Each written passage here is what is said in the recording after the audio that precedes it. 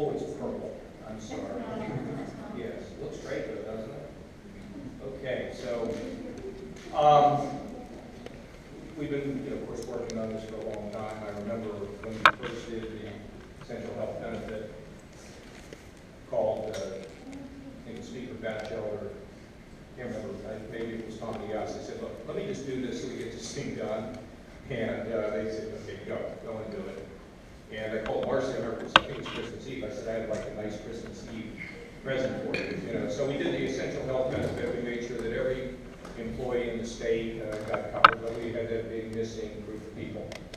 I just want to make one observation that my people are going to get upset with me, my staff. You know how we're all here and we're excited because we're looking at children? She just said something interesting about those that live in shadows. Okay, I'm going to make another point. This is really critical to a lot of people who didn't know if they would be bankrupt in trying to get their kids help. So this bill is really going to make a big difference. You know what else is making a big difference? Medicaid expansion. Now I'm going to tell you, if that program didn't exist, I want you to think about how many people who have drug addictions would not be helped and how many people who have mental illness would not be helped. The reason why we feel so strongly about this is because it's about humanity. And frankly, sometimes I get upset when I see people who are so concerned about ideology that they forget the flesh and blood. And it doesn't mean you just go, you don't go legislating just with emotion. But I think we should be proud of our state. This should have been done before. It took a long time, but it's done, and we should celebrate that we have it done. But in so many different areas, including John Martin's area, we're not going to be able to be as generous. In fact, far from generous as we get through this next budget.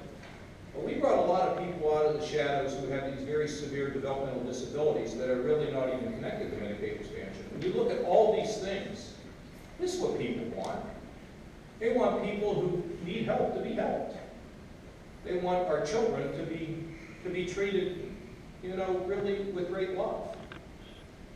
And sometimes our children grow up to be adolescents. Do you ever talk to a family that has a 17 or 18 or 19 or 20 or 21-year-old bipolar son or daughter? You know what that's like when they come to your door and bang on your door at 4 o'clock in the morning? We're treating them. Or what it's like when somebody, these addictions, this drug addiction stuff. I just met with the DEA. You know how long it takes somebody to beat that disease? But we're helping. We're not coddling anybody. We're giving everybody a chance.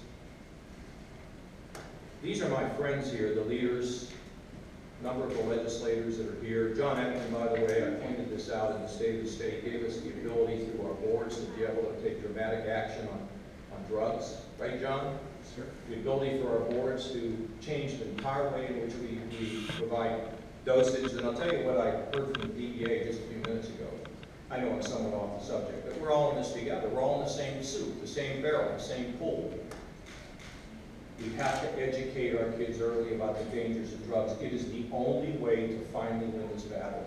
Cutting back on the prescription drugs is going to matter.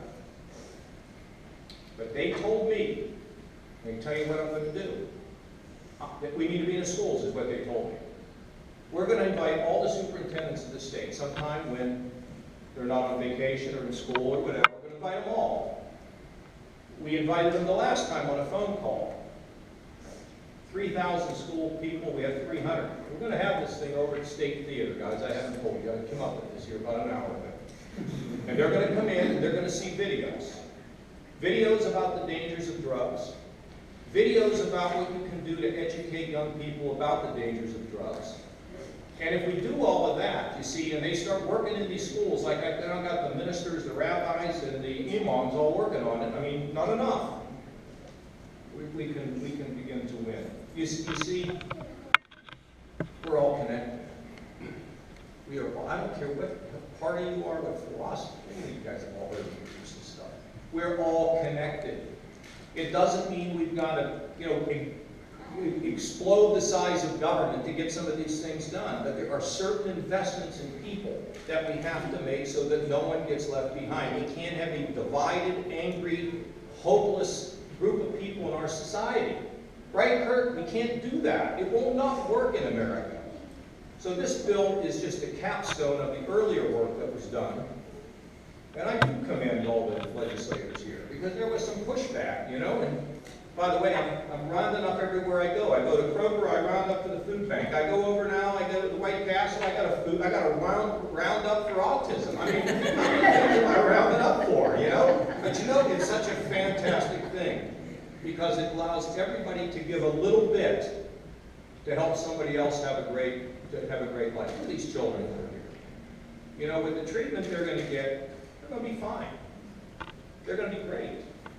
And I think the same is true with what Martin's trying to do with developmental disabilities, and I think the same thing is true to some degree with mental illness.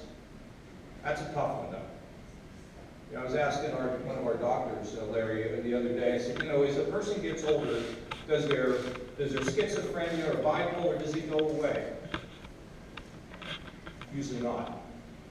Could you imagine being 60 years old and you're hearing voices and you have nowhere to go to get help? We're providing it now. And we're treating those people who are addicts. And this is all great of a kinder, gentler Ohio, one that cares about its people.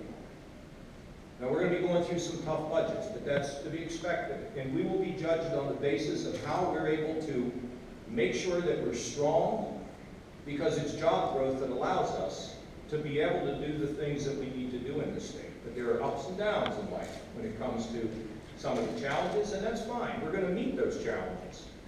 But at the same time, we're not going to forget the people, and we have. And thanks, guys, and lady, for what you have done on this.